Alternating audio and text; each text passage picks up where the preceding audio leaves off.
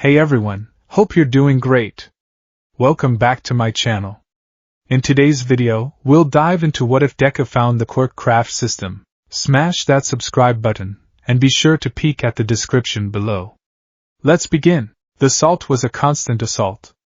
It was in the air he breathed, a sharp, corrosive tang that clung to the back of his throat. It was a fine, gritty powder that worked its way into his clothes, his hair, and the creases of his worn-out gloves. It was the taste of failure, the scent of decay. Dagoba Municipal Beach Park had become Izuku Midoriya's personal purgatory, a penance for a sin he hadn't committed, the sin of being born broken in a world of wonders.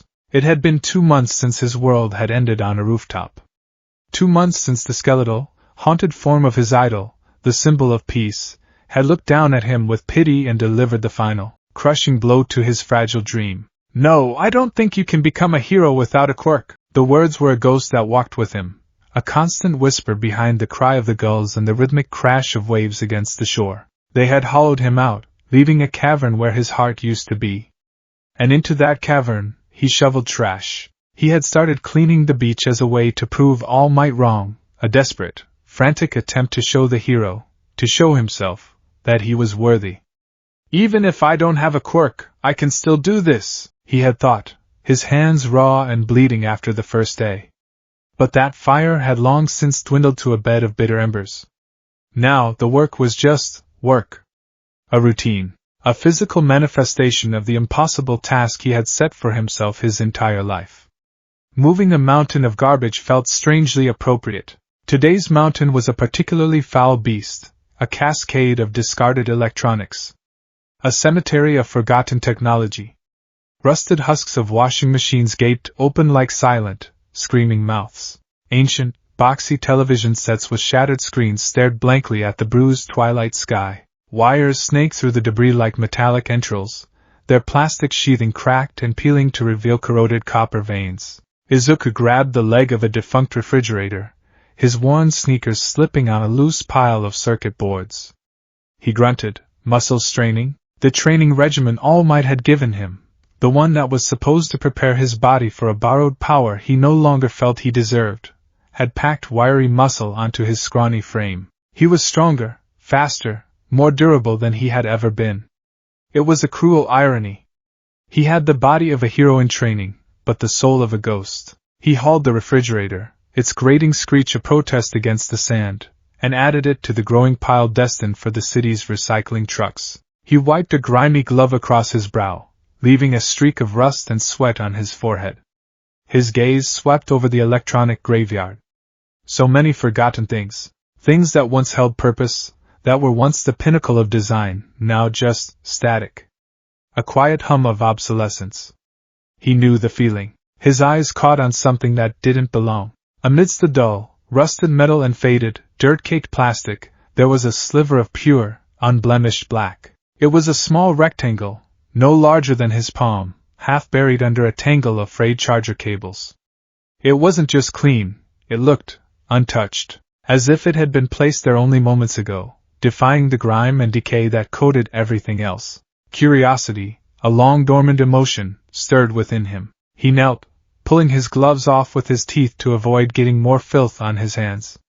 Carefully, he brushed away the sand and plucked the object from its nest of wires. It was cool to the touch, smooth as polished obsidian.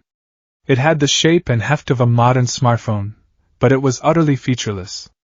No screen, no buttons, no charging port, no camera lens, just a seamless, matte black slab of an unknown material. He turned it over and over in his hands. It felt unnervingly solid, impossibly dense. He tried to bend it, to find a seam or a weak point. Nothing. It was like holding a piece of the night sky, a piece of high-end trash, he concluded. Probably a prototype for some ridiculously expensive phone that never made it to market. Or maybe just a fancy case for a phone that was long gone. Still, it was beautiful. Sleek. Perfect. A tiny island of order in his chaotic world. He should throw it on the pile. It was junk, just like everything else here. But he hesitated. His fingers traced its smooth edges. For the first time in weeks, he felt something other than the dull ache of despair. He felt a flicker of want. He wanted to keep it. It was a stupid, childish impulse. What would he do with a useless, black rectangle? His thumb brushed across the center of its surface. A faint, almost subaudible hum vibrated through his hand, and the black surface shimmered. A single line of crisp, white text faded into existence, glowing with a soft, internal light. Biometric sync complete. Welcome, user. Izuku froze, his heart hammering against his ribs. He dropped the device as if it had burned him. It landed silently in the soft sand, the text still glowing placidly. He stared at it, his breath catching in his throat. What was that?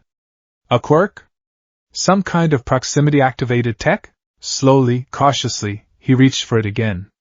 The moment his skin made contact, the text vanished, and the surface returned to its perfect, featureless black. He tried to replicate the motion, rubbing his thumb over the same spot. Nothing happened.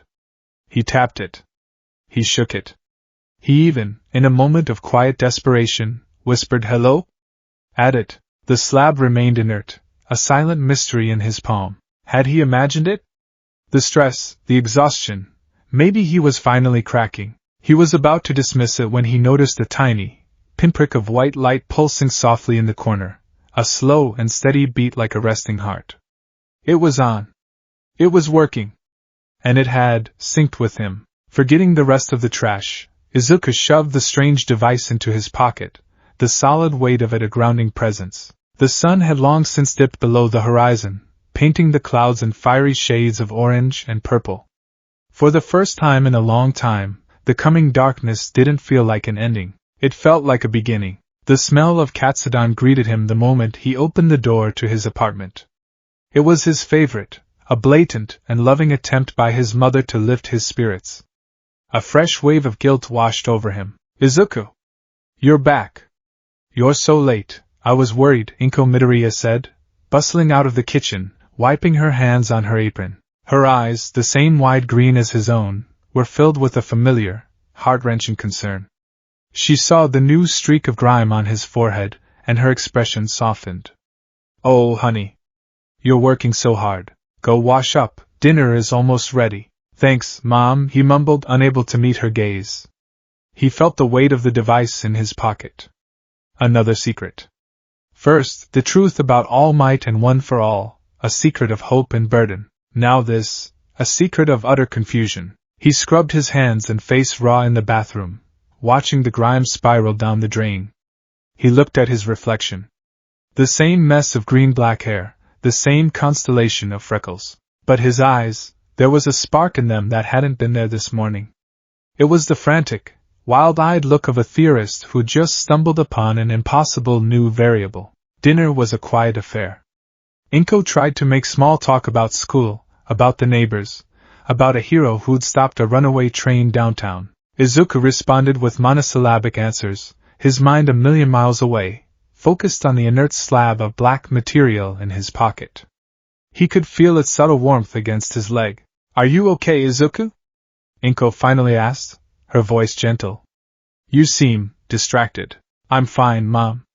Just tired, he lied, forcing a weak smile. The beach is a big project. The lie tasted like ash in his mouth. He finished his katsudon, thanked his mom, and retreated to the sanctuary of his bedroom, closing the door with a soft click. The room was a shrine to a god who had forsaken him.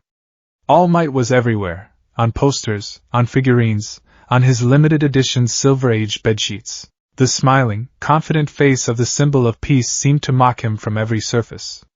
For weeks, the room had felt like a tomb. Tonight, it felt like a laboratory. He sat on his desk chair, his heart thrumming with a nervous energy he hadn't felt since before the sludge villain incident. He pulled the device from his pocket and placed it on the worn surface of his desk, next to his hero analysis for the future, number 13 notebook. He placed his thumb on it again, right in the center. This time, he was ready. A soft chime, like a single, perfectly tuned bell, echoed not in the room, but directly in his mind. The air above the device shimmered and distorted, and a hologram flickered into existence. It was a simple, minimalist interface, rendered in faint, translucent lines of cyan light that floated a foot above the slab. Only two options were displayed in clean, blocky text. Scan, craft. The craft option was grayed out, unselectable. Only scan was available. Izuku's breath hitched. This was real. This was happening. His analytical mind, the one he'd been told was useless for hero work, kicked into high gear, drowning out the despair with a flood of questions. Holographic projection? Mental sound generation? How is it powered? Is it pre-Quirk tech? Post-Quirk? Alien? He had to test it. He had to know its parameters. His gaze fell on the nearest object, his favorite All Might poster, the one where he was carrying a bus full of people with a dazzling smile.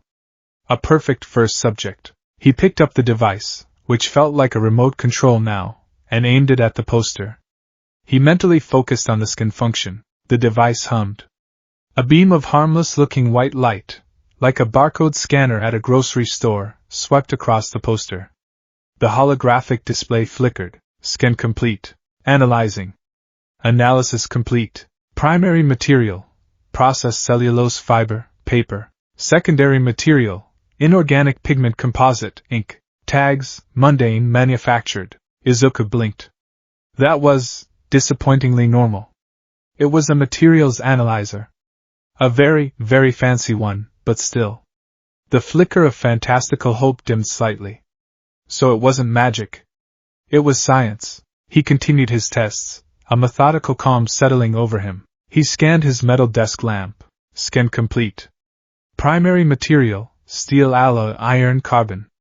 Secondary material, tungsten filament, silica glass.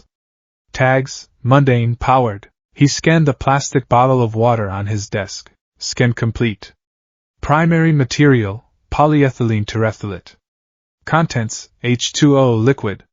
Tags, mundane consumable. It was consistent. It was logical. It identified materials and their basic properties. A useful tool for a scientist or an engineer, perhaps. But for a hero? He felt a familiar pang of disappointment. Another dead end. Another fascinating but ultimately useless thing for someone like him. Then, he had a morbid thought. He turned the device on himself, aiming the scanner at his own hand. He braced himself. Scan complete. Analyzing. Analysis complete. Primary material. Human biological data. Quirk factor analysis. Negative. Tags. Organic, sentient, quirkless. Quirkless. There it was. The word that had defined his entire existence, now displayed in cold, clinical, holographic text. The device, this miracle of technology, had looked inside him and confirmed what he already knew. He was empty. A blank. A zero. The despair he'd held at bay all evening came rushing back, a cold tide threatening to drown him. He slumped in his chair, the device falling from his limp hand onto his lap. It was just a toy, a cruel, futuristic toy that had given him a moment of false hope only to slap him in the face with the same old reality. He buried his face in his hands, the All Might posters staring down at him, their bright colors feeling garish and loud in his silent misery. He might as well just be another piece of junk on Dagobah Beach. To distract himself from the spiraling thoughts, he fumbled for his computer mouse, clicking aimlessly. He opened a web browser, his fingers moving on autopilot, typing in the familiar keywords, hero news, latest fights. The screen filled with clips from the day's events. He clicked on the first one, a daytime battle in the middle of a shopping district. The screen filled with the familiar sight of the wood-wielding hero, Kamui Woods, soaring through the air on tendrils of lacquered bark. A giant villain with a transformation quirk that turned his skin into mismatched construction materials was rampaging. It's the rise of the villainous tree climber. The reporter shouted over the chaos. But Kamui Woods is hot on his trail. Izuku's fanboy brain, a muscle that never truly atrophied, took over. Bad matchup, he muttered, his earlier despair momentarily forgotten. The villain's quirk is metamorphic, but it incorporates inorganic materials like brick and rebar. Kamui's wood is organic. It has a tensile strength disadvantage against the rebar sections, and the brick is brittle but has high compressive strength. He shouldn't be trying to bind him directly. He needs to use his mobility to disorient him and target the joints where the materials meet. As Kamui Woods launched his signature special move, Izuku's hand, still holding the black device, lifted instinctively. He was pointing it at the screen, a habit born from years of pretending his fingers were cameras, capturing the action for his notebooks. The preemptive binding. Lacquered chain prison! Kamui shouted on screen. A torrent of wooden branches erupted from his arm, weaving into a cage around the villain. At that exact moment, the device in Izuku's hand whirred to life. The sound was louder this time, more urgent. The holographic display flared so brightly it made him flinch. The white scanner light pulsed, not in a sweep, but in a focused, intense beam aimed at the image of Kamui Woods on his monitor. A new line of text flashed on the hologram, bold and blinking. Quirk's signature detected. Analyzing. Analysis complete. Quirk data acquired. Arbor manipulation. Fragment 0.5%. Izuku's world stopped. His muttering died in his throat. His eyes were wide, fixed on the glowing cyan text. Quirk. Data. Acquired. He read the words again. And again. They didn't make sense. Arbor manipulation. That was a perfect, concise description of Kamui's quirk. Fragment 0.5%? What did that mean? His heart was a hummingbird in his chest. This wasn't a material scanner. Or, it wasn't just a material scanner. It could scan quirks? It had to be a mistake. A glitch. It was scanning the light from the monitor, maybe interpreting the pixels in some weird way. He needed to test it again. He needed to be sure. He rewound the video clip, his hand trembling so hard he could barely control the mouse. He queued it up to the moment just before the special move. He held the device steady, aimed it like a weapon, and focused his entire being on the scan command. He played the clip. The device whirred again as the lacquered chain prison filled the screen. Duplicate data detected. Refining analysis. Fragment increase, 0.01%. Current data, arbor manipulation, fragment 0.51%. It wasn't a fluke. It was real. A manic, wild energy surged through him, pure adrenaline. The despair, the self-pity, the crushing weight of the last 2 months, it all evaporated like mist in a hurricane. He was no longer a mourner in a tomb. He was a scientist on the verge of the greatest discovery in human history. More, he breathed, his voice hoarse. I need more data. His fingers flew across the keyboard, a frantic blur of motion. He pulled up hero fight compilations, news archives, fanshot videos, anything he could find. His room, once a place of silent suffering, was now filled with the cacophony of explosions, battle cries, and breathless reporters. A clip of Empty Lady's debut. He scanned her as she grew, her form blocking out the sun. Quirk data acquired, gigantification, fragment 0.3%. A clip of Death Arms punching out a purse snatcher with an animal mutation quirk. He scanned the hero's arms as they swelled with power. Quirk data acquired, super strength, fragment 0.8%. He scanned Backdraft creating a wall of water, Endeavor unleashing a jet of flame from his fist, a minor hero whose quirk let him talk to squirrels. Each time the device whirred, the hologram flashed, and a new line item was added to a growing list in a submenu he hadn't noticed before, a library of stolen moments of power. Quirk database, arbor manipulation, fragment 0.51%, gigantification, fragment 0.3%, super strength, fragment 0.8%, water generation, fragment 0.75%, pyrokinesis, fragment 0.2%, data corrupted due to low resolution, minor zoopathy, fragment 1.1%. He didn't know what the percentages meant, or why some were higher than others. Maybe it was the quality of the video, the duration of the scan, the complexity of the quirk. It didn't matter. What mattered was that it was happening. He, Izuku Midoriya, was capturing the essence of quirks. He laughed. It was a breathless, slightly unhinged sound. He grabbed his notebook, the one stained with his tears, and flipped to a fresh page. His pen flew across the paper, his handwriting a barely legible scrawl. Device, tentatively named the system, can analyze and acquire quirk data via visual scanning. Data is stored as fragments. Question: is the data purely informational, or is it functional? The craft option is still grayed out. He glanced at the hologram. And stopped. The craft option was no longer gray. It was glowing with the same soft, inviting light as the skin button. It had become available. It had unlocked the moment he'd acquired the first Quirk fragment. His breath hitched. Craft. What could he possibly craft with fragments of other people's power? He put the pen down, his hand steady now. He mentally selected the craft function. The interface changed. 3 holographic slots appeared, arranged in a triangle. Slot 1 base Quirk fragment. Slot 2, material/environmental data. Slot 3, catalyst optional. It was like a recipe. A blueprint for something. He had to try. He had to know. He navigated the menus. For the base Quirk fragment, he selected Arbor Manipulation, fragment, 0.51%. It was the first one he'd gotten, and it felt right. For the second slot, material/environmental data, he needed, well, material data. He looked around his room. His gaze landed on the plastic water bottle he'd scanned earlier. The system had its data stored. He selected polyethylene terephthalate. Wood and plastic. An odd combination.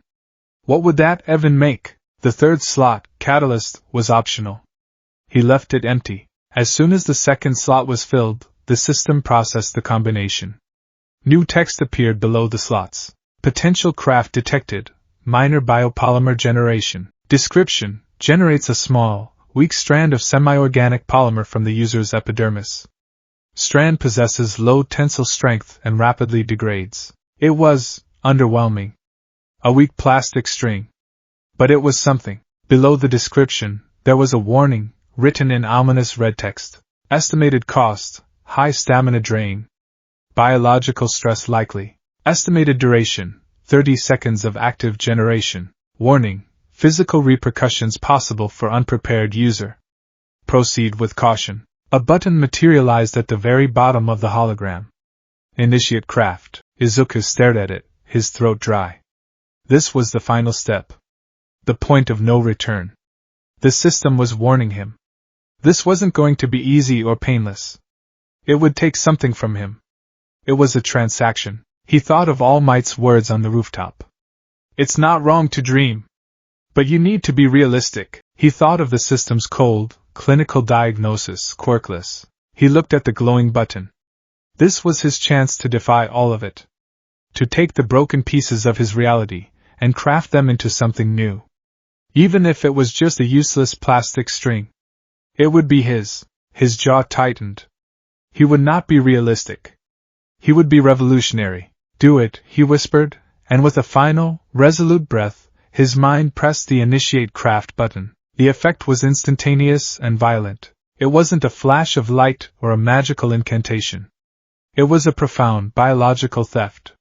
He felt a deep, pulling sensation from the very core of his being, as if a vacuum had been attached to his soul. The energy wasn't coming from the device. It was coming from him. His muscles clenched involuntarily, his teeth grinding together. A wave of nausea and vertigo washed over him. It felt like he just sprinted a marathon and donated blood at the same time. The stamina drain wasn't just a warning, it was a physical agony. He cried out, a sharp, strangled gasp, clutching his stomach as his vision swam with black spots. He felt the energy being drawn from his cells, channeled through his arm, and into his hand. And then he saw it. From the tip of his right index finger, something was growing. A thin, translucent green filament, like a blade of grass made of plastic, was extruding from his skin. It grew steadily, coiling on his desk like a fishing line. It was flimsy, weak, and utterly bizarre. It was also the most beautiful thing he had ever seen. He watched, panting and sweating, as the strand grew to be about a foot long. Then, just as the system had predicted, the generation sputtered and stopped. The deep, draining sensation faded, leaving him feeling utterly hollowed out, his body trembling with exhaustion. He slumped forward, his forehead hitting the cool wood of his desk, his breath coming in ragged pants. He had done it. He lay there for a full minute, just breathing. Slowly, shakily, he pushed himself up. His eyes fell on the object on his desk. The flimsy plastic strand, which had detached from his finger, lay in a small, pathetic coil. It was real. Tangible. Proof. He, Deku, the quirkless, useless Deku, had just created a quirk. It was a terrible, weak, and pointless quirk, but it was his. He hadn't been born with it. He hadn't been given it. He had forged it from data, plastic, and his own sheer force of will. He reached out a trembling hand and poked the plastic strand. It wobbled. A single tear traced a path through the grime on his cheek. Then another. Soon, a quiet, choked sob escaped his lips, then another. He wasn't crying from sadness or despair. He was crying from a sudden, overwhelming, earth-shattering wave of hope so powerful it threatened to tear him apart. The cavern inside him was no longer empty. For the first time in his life, looking at the smiling face of All Might on his wall, Izuku Midoriya didn't feel unworthy. He felt like he was finally holding the key. He didn't need to be given a quirk. He was going to build one. The morning after felt like the worst kind of hangover.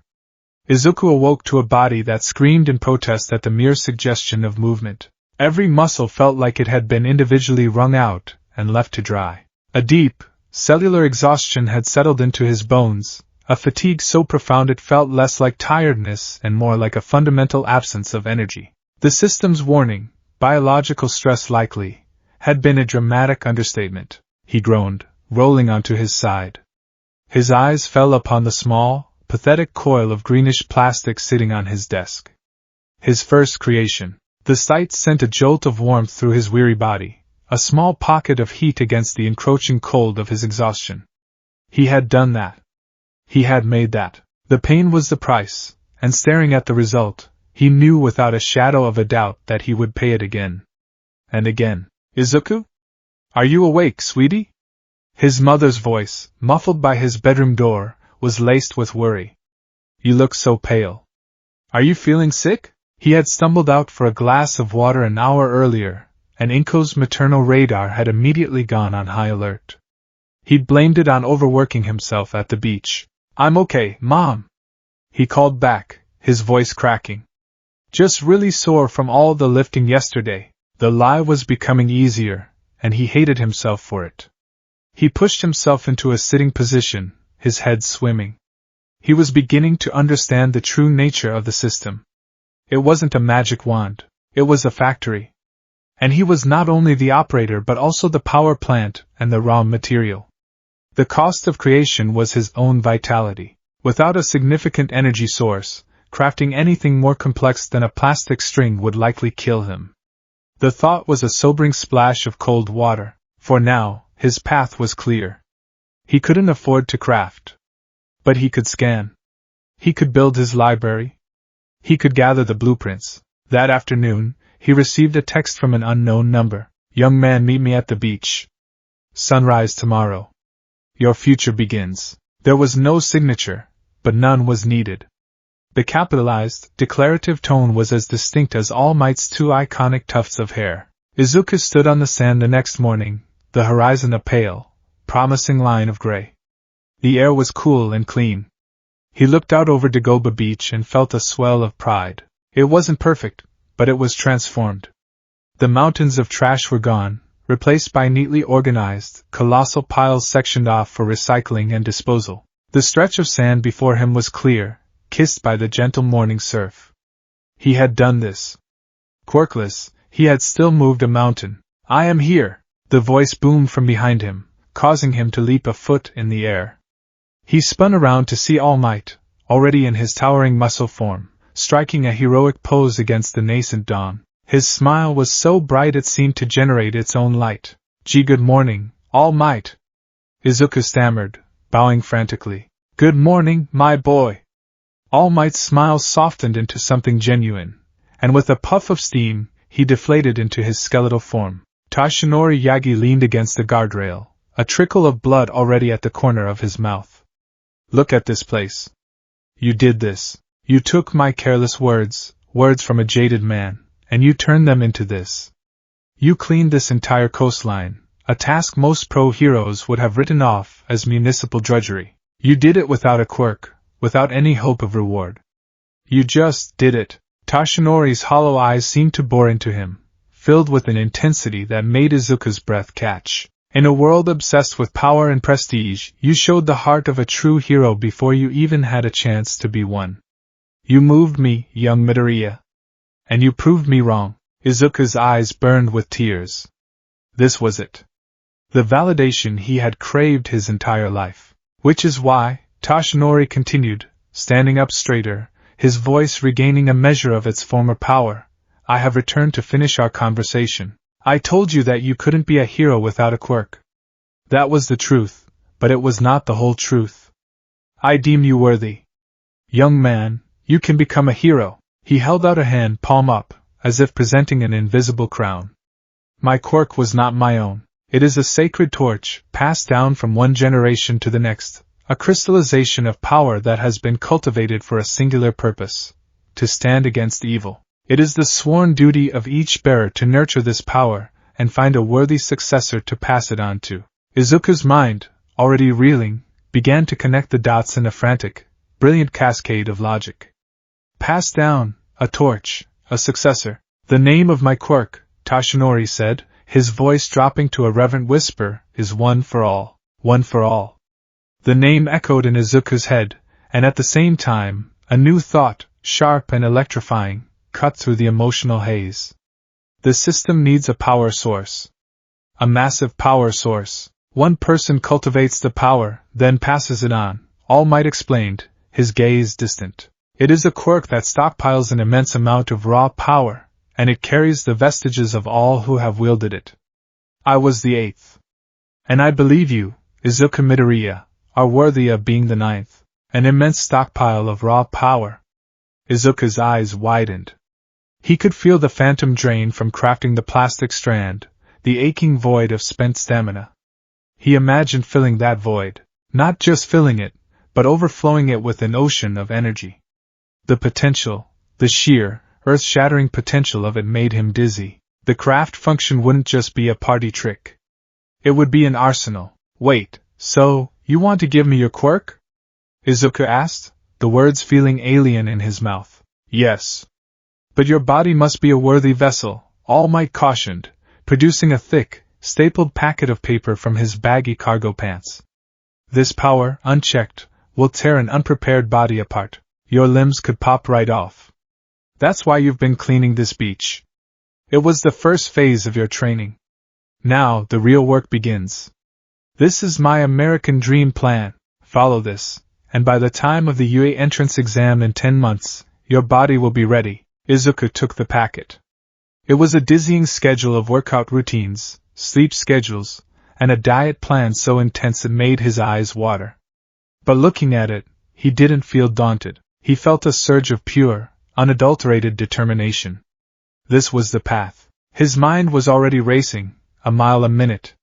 If One for All was the power source, the battery pack he so desperately needed, then the system was the engine. It was the interface that could take that raw, chaotic energy and refine it, shape it, give it purpose beyond just punching really hard. He could have raw OFA power, a sledgehammer to demolish any obstacle.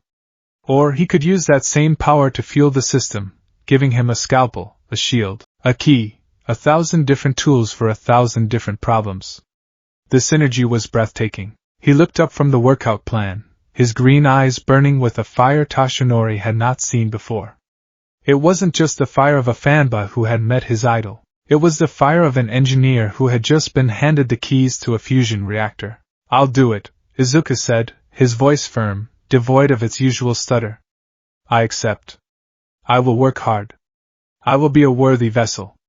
I won't let you down, All Might. All Might's grin was wide and proud. That's the spirit, my boy. He then plucked a single strand of his golden hair. Now for the transfer. He held it out. Eat this. Izuku stared at the hair, then at All Might's completely serious face, then back at the hair. His mind, which had just been contemplating the cosmic synergy of legendary powers and secret hypertechnology, screeched to a halt. Huh! The next 10 months were a blur of controlled, agonizing, glorious work. The American dream plan was hell. Izuku's life became a strict rotation of school, sleep, studying, and pushing his body to the absolute brink of collapse. He hauled refrigerators over his back, his muscles screaming. He sprinted across the clean sand until his lungs burned. He consumed a mountain of food, every meal feeling like a chore. And all the while, the system was his silent companion. He couldn't afford the stamina cost of crafting, not while his body was already being taxed to its limit. But scanning was free. It became his new, secret obsession. He was a data thief, an archivist of abilities. During his morning runs, he'd see a woman whose quirk let her lightly toast a piece of bread in her hand. Scan. Quirk data acquired, minor thermogenesis, fragment, 2.1%. He saw a construction worker with a minor mutation that gave his fingers the properties of a Phillips head screwdriver. Scan. Quirk data acquired, biological tool manipulation, fragment, 1.5%. He even scanned a stray cat that leaped an impossible distance onto a wall. Non-quirk data acquired, feline agility, biological efficiency data. His quirk database grew daily, a secret codex of the superpowered world around him. He categorized them, added his own tags, and cross-referenced them with his hero analysis notebooks. The system was more than a device. It was an extension of his own analytical mind, a perfect fusion of his greatest passion and his newfound potential. Finally, the day came. 10 months of hell had chiseled him into someone new. He stood before All Might on the now pristine Dagoba beach, yelling his triumph from the top of a junk pile, his body lean and corded with muscle. He had done it. He was ready. The transfer itself was as unceremonious as it was profound. He swallowed the strand of All Might's hair. For a moment, nothing happened. He felt a brief pang of panic. Had it all been for nothing? And then it hit him. It was not a lightning strike or an explosion. It was like a dam breaking deep within him. A warm, surging tide of pure energy flooded every cell in his body. It was a feeling of fullness, of potential so vast it felt like staring into the sun. It was terrifying and exhilarating. He felt like a tiny cup being filled by a waterfall, the sheer pressure threatening to crack him from the inside out. This was one for all. And then, the system reacted. A chime echoed in his mind, louder and clearer than ever before. The holographic interface, which usually floated with a gentle, translucent light, flared into brilliant, solid cyan. Primary energy source detected. Analyzing power signature. Cross-referencing unknown historical data. Analysis complete. Classification, one for all. Izuku's blood ran cold. How? How could it possibly know the name? All Might had only told him. The system's origins suddenly seemed infinitely more mysterious and vaguely ominous. Before he could dwell on it, another line of text blazed across the hologram. Energy source integrating. System reservoir expanding. Maximum output increased by 5,000%. Crafting efficiency increased. Stamina cost reduced and replaced with alpha energy drain. New function unlocked, passive quirk slot. Izuku felt it. The change was tangible. The humming presence of the system in his mind felt stronger, more stable. The options on the hologram glowed with a newfound intensity. The grayed out craft button now shone like a beacon, practically begging to be used. One for All wasn't just a battery pack. It was a complete system overhaul. Something wrong, my boy? All Might asked, noticing the dazed, wide-eyed look on Izuku's face. Feeling it settle in? It can be a bit overwhelming. Why yeah, Izuku breathed, his voice shaky. It's a lot. That was the understatement of the century. The first time he tried to use one for all was a near catastrophe. On a deserted stretch of beach, with All Might coaching him, he tried to channel just a tiny fraction of the power into his arm. Clench your butt cheeks and yell this from the depths of your heart. All Might instructed. Smash! Izuku did. He felt the torrent of power rush from the reservoir within him, not as a gentle stream but as a tidal wave. It flooded his arm, an uncontrollable deluge of force. He felt his bones creak, his muscles scream. The air cracked around his fist. He pulled back at the last possible second, a strangled cry of pain and panic escaping his lips. His arm throbbed with a terrifying, explosive pressure, feeling like it was about to tear itself from its socket. Whoa there! All Might shouted, his face grim. Too much.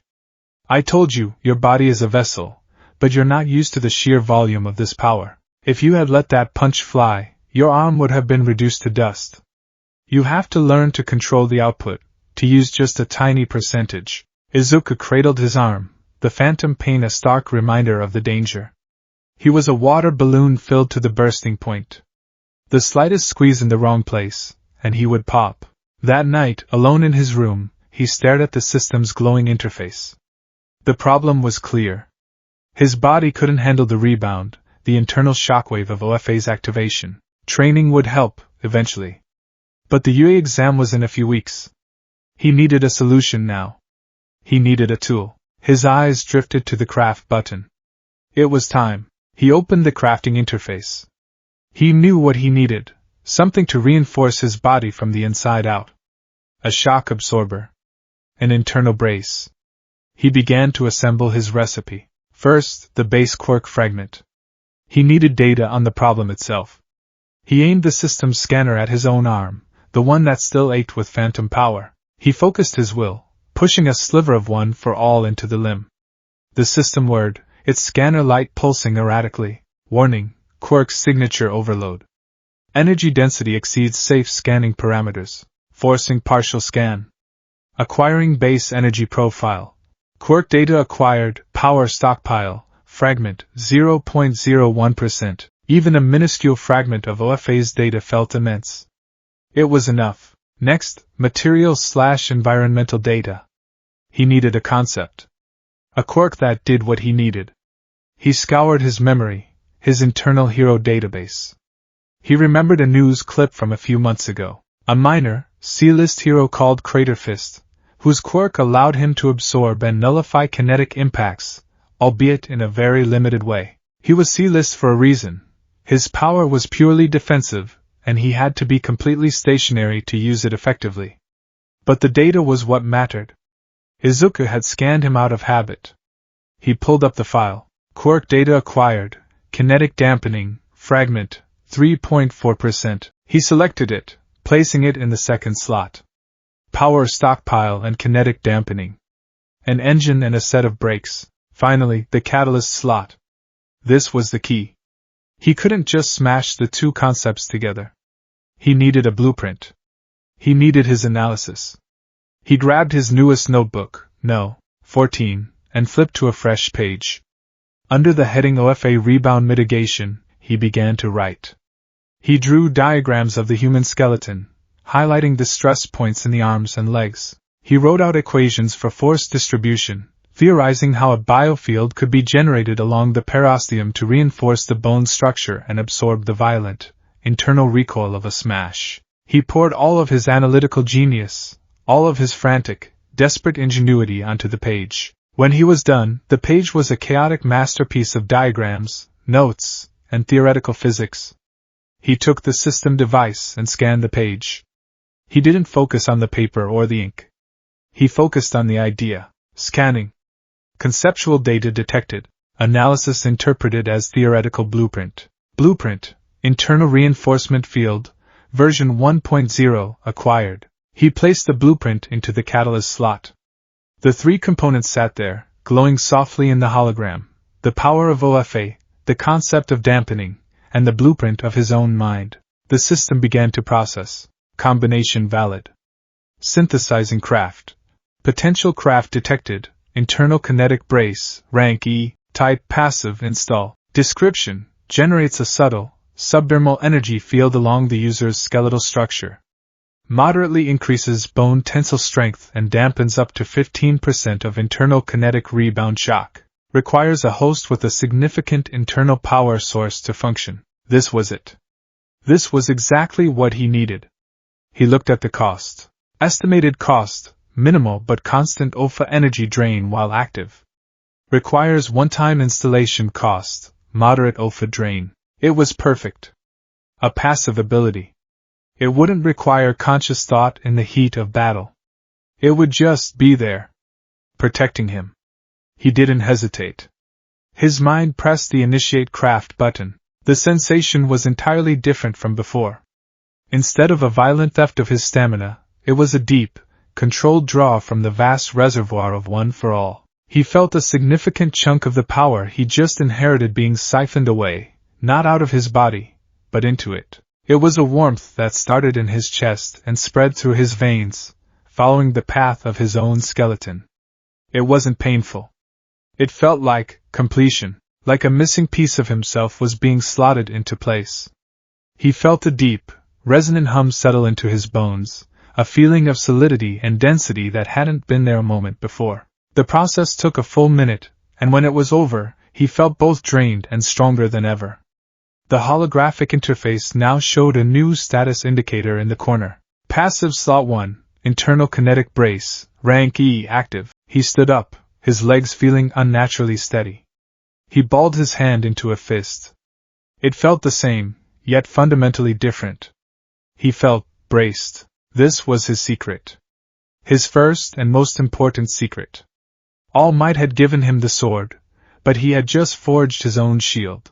A week before the UA exam, they had one last training session. "All right, my boy," All Might said, standing a safe distance away.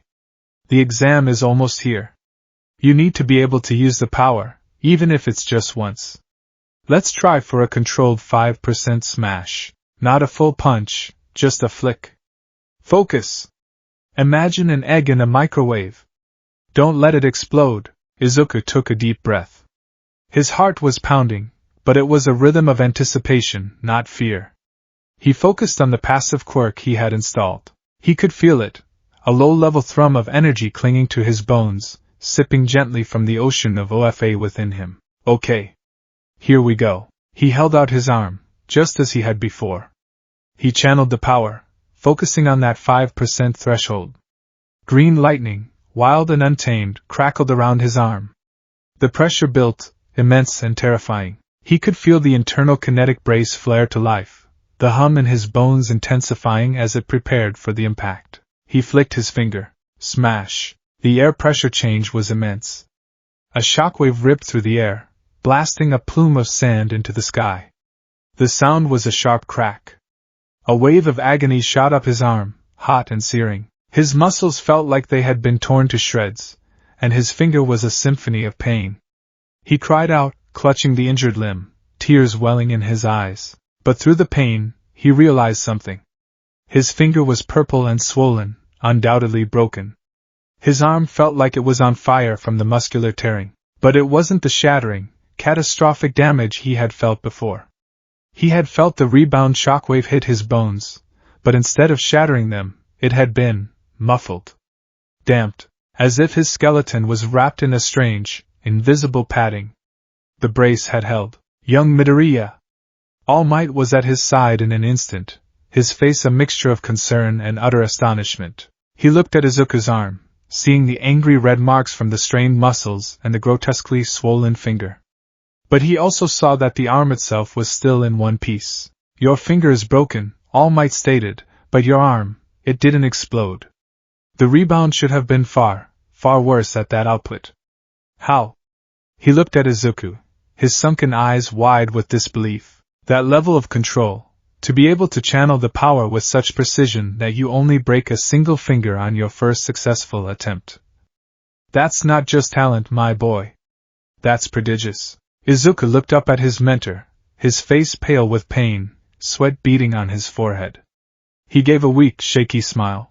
"Just try not to let the egg explode," he gasped out. All Might beamed, a proud, fatherly expression overtaking his shock. "Incredible! Absolutely incredible! We'll make a hero of you yet, my boy! We just need to work on getting that down to 0% breakage." As All Might carefully helped him wrap his injured arm, Izuku looked down at his throbbing hand.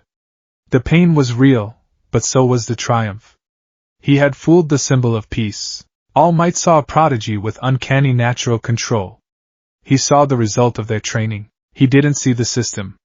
He didn't see the kinetic dampening fragment, or the blueprint born from a desperate mind. He didn't see the internal kinetic brace. Izuku cradled his broken finger, a small smile playing on his lips despite the agony. This was the price of his new power. A broken bone here, a torn muscle there. But it was a price he could now afford to pay. He had the power of a god simmering under his skin, and now, he had the secret tools to wield it. The UE exam was no longer an impossible hurdle. It was just the first field test. The sheer scale of UE High School was an act of architectural intimidation. The great glass archway of the main building soared into the sky, a gateway to a world Izuku had only ever seen in his dreams. Sunlight glinted off its myriad panes, making it look less like a school and more like a citadel of hope. Hundreds of aspiring heroes milled around the entrance, a vibrant, chattering sea of nervous energy and barely contained power. Their quirks were on subtle display: a girl with perpetually floating hair, a boy whose hands were made of what looked like solid rock, another with engine-like exhausts jutting from his calves. To the old Izuku, this crowd would have been a suffocating monument to his own inadequacy. He would have felt like a ghost haunting a feast, invisible and irrelevant. But today, something was different. Today, he was not a ghost.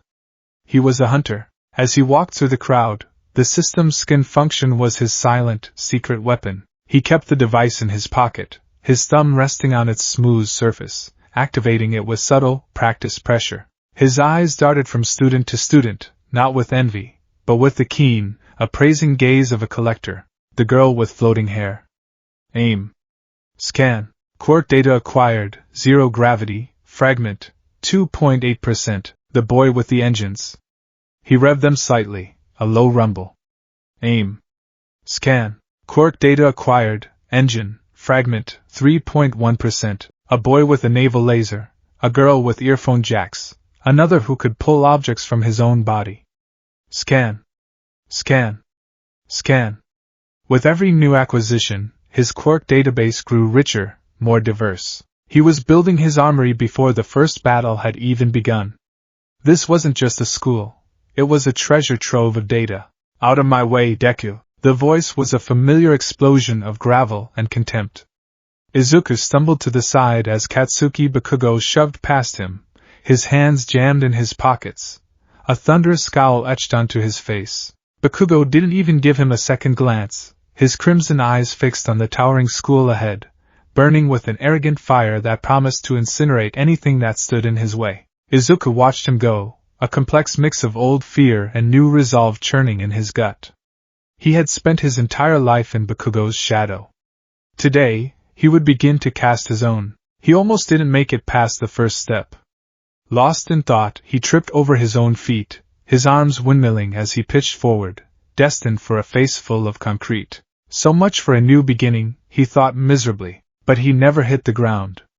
He stopped, suspended a few inches from the pavement, a strange, weightless sensation enveloping him. "Are you okay?" a bright, cheerful voice asked. He turned his head to see the girl with the floating hair from earlier. She had her hand outstretched, her fingertips lightly touching his backpack. She had a round face, rosy cheeks, and large, expressive brown eyes that were currently wide with concern. "Sorry for using my quirk on you without asking," she said, helping him back to his feet. "But it would be a bad omen to trip before you even got inside, right?" She tapped her fingertips together, and with a soft release, the feeling of weightlessness vanished, and his feet settled firmly on the ground. Thanks," Izuku stammered, his face flushing. He immediately aimed the device in his pocket, giving her a quick, surreptitious scan. The system confirmed the data fragment he already had, refining it slightly. 0 gravity, fragment, 2.9%. "I'm super nervous," she said, bouncing on the balls of her feet. "Aren't you?" "Why yeah, unbelievably," he admitted. And it was true. The confidence the system gave him was a thin veneer over a lifetime of anxiety. Her name was Achiko Uraraka. They walked into the orientation hall together, a small, shared moment of camaraderie in a sea of strangers. The written exam was a formality for Izuku. 10 months of relentless studying had sharpened his mind to a razor's edge. But the true test, the one that separated the dreamers from the heroes, was the practical exam. They were ushered into a massive briefing room. The lights dimmed, and the pro-hero present mic appeared on a giant screen, his voice a deafening wall of sound. "Hello, examinees! Welcome to today's main event! Are you ready?" The room was silent. "Tough crowd," Present Mike muttered, before launching into an explanation of the test. They would be sent into a massive, full-scale urban replica. Their goal was to score points by disabling villain bots. There were 3 types: 1-pointers, 2-pointers, and 3-pointers, with their value corresponding to their difficulty. "Think of it like a video game!" he screamed. "Use your awesome quirks to blast those villains to bits and rack up a high score." Izuku's mind was already churning, analyzing the rules. This wasn't a test of combat prowess. It was a resource management game. Time was the primary resource. Stamina, or in his case, OFA energy, was the second. Every action had a cost. A tall, serious-looking boy with glasses stood up abruptly. It was the one with the engines on his calves. "Excuse me, sir. I have a question," he declared, his hand chopped into a perfect right angle. "On the printout, there are 4 types of villains listed. If this is a misprint, it is a gross error for a prestigious institution like UA to make." He then turned and pointed directly at Izuku. "And you, with the messy hair, you have been muttering nonstop this entire time. It is distracting. If you are not here to take this seriously, then I suggest you leave," Izuku squeaked, hunching his shoulders as dozens of eyes turned on him. The familiar heat of shame crept up his neck. All right, examinee 7111. President Mike said. "An excellent question. The 4th villain type is the 0-pointer. It's an arena trap. It's worth no points, so my advice is to run away." The lights came up. They were assigned to different battle centers. By a stroke of cosmic irony, Izuku found himself separated from both Uraraka and the loud boy with glasses. But as he looked around at the crowd heading towards Battle Center B, he saw a familiar, explosive shock of spiky blonde hair. Bakugo. Of course, they stood before a set of massive gates, the sprawling cityscape of the Battle Center visible beyond. The air was thick with tension.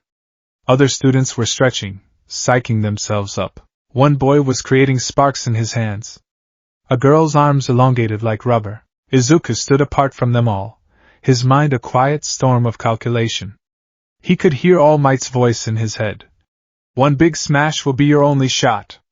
You'll be disabled, so you have to make it count. Find a 3-pointer, take it out, and pray it's enough." That was the plan of a sledgehammer. But Izuku wasn't a sledgehammer anymore. He was a craftsman. A 100% smash would shatter his limbs, even with the internal kinetic brace. It was designed to mitigate, not nullify. Using it for a single 1-point or 3-point bot was, strategically speaking, idiotic. It was a high-risk, low-reward gamble that would leave him crippled and helpless. He needed points. Plural. He needed a strategy that would allow him to stay mobile, stay in the game, and accumulate a steady score. He closed his eyes and accessed the system. The holographic interface shimmered to life in his mind's eye. He scrolled through his now extensive Quirk database. He needed something low-cost, something efficient, something that didn't involve breaking his own bones. His gaze fell on a file he'd acquired weeks ago. It was from a brief news report about a hero stopping a jewelry store robbery. The hero's quirk was simple. He could telekinetically attract small, precious metal objects to himself.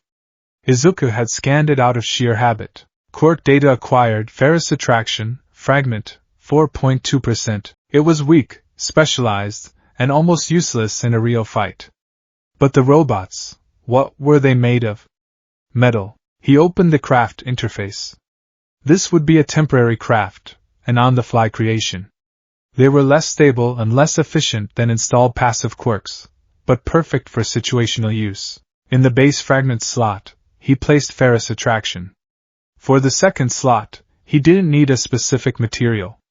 He needed to broaden the quirk's application. He accessed his own analytical data, his notes on electromagnetism and different metal alloys. He fed this conceptual data into the second slot. Combination valid. Synthesizing craft.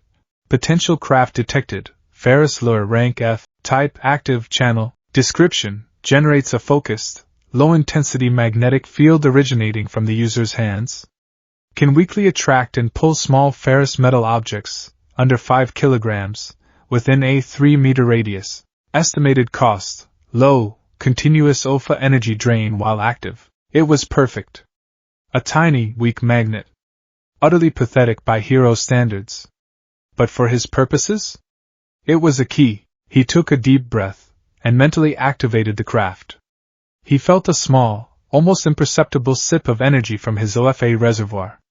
It was a tiny fraction of the cost of his internal kinetic brace. He held out his hands. He couldn't see or feel anything, but he knew the magnetic field was there, waiting. At that moment, President Mick's voice echoed from unseen speakers. And start! The massive gates slid open. While the other students hesitated for a split second, confused by the lack of a countdown, Izuku was already moving. He bolted into the city like a shot, his new, athletic body pumping, his mind crystal clear. Do not engage directly. Do not fight their strength. Fight their design. He rounded a corner and saw his first target, a one-pointer. It was a squat, tank-treaded machine with a single red optical sensor, rolling menacingly down the street. Another examinee, a boy with some kind of laser quirk, was blasting its armored chassis, the beams sparking harmlessly off the thick plating. Izuku didn't slow down. As he sprinted past, he thrust his hand towards the bot. He focused his will, activating the Ferris lure. He wasn't aiming for the chassis.